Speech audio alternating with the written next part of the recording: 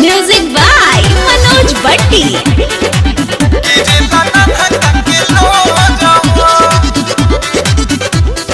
नागिन जैसन लचकी कमरिया नागिन जैसन साचो डार्लिंग।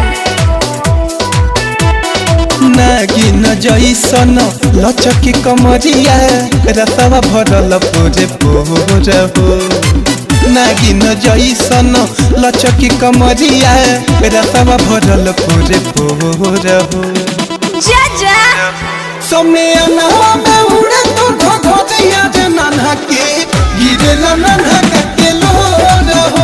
समय अनहवा में उड़े तो घोघिया जे नन्हा के गिरेला नन्हा के लोर हो। ओहो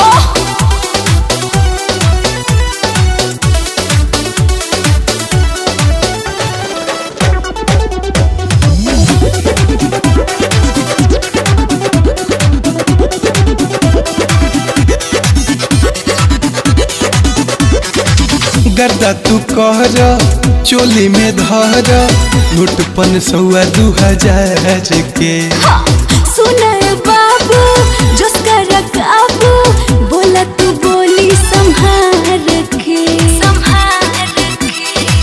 गर्दा तू कहर चोली में धर लुटपन 100-2000 के। हाँ, सुना है बाबू जोस्का रकाबू बोला तू बोली संहार के।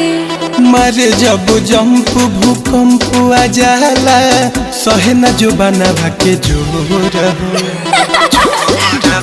समय अनहवा में उड़े तो घोघिया जे नन्हा के गिरेला नन्हा के लोर हो। समय अनहवा में उड़े तो घोघिया जे नन्हा के गिरेला नन्हा के लोर हो। गिरेला नन्हा के लोर हो।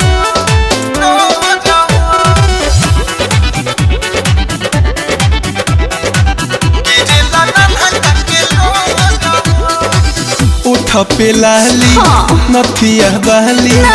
भइल कटारी तुर का जारबा। हिम्मत के करबा ए राजा सोटी जाई हमरा पजारावा।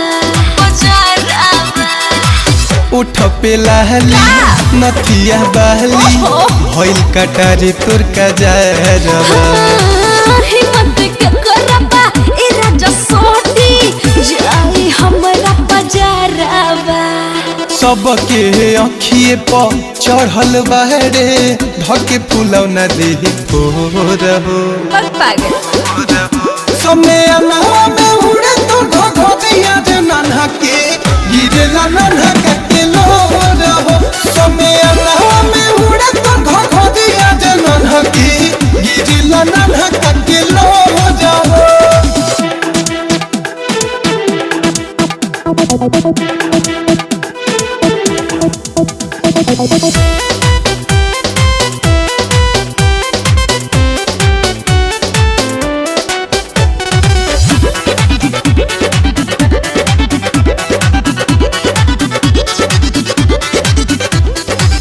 आहिलते बाहरे काका। गाय घाट में नाचे अच्छा। चली जो रात भर नाच के। विष्णु नवरतन ढोरी दिखाएब जाइब हमें एही जस बाच के। बुझला आहिलते बाहरे गाय घाट में नाचे आई हो। चली जो राती भर नाच के। हाँ, विष्णु नवरतन ढोरी दिखाएब जाइब हमें एही जस बाच के। साक्षी विनोदबू ठाले जाई है पोखी से पहले बोर हो। केकरा में दम बा। समय अनहवा में उड़े तो घोघिया जे नन्हा के गिरेला नन्हा के लोर हो।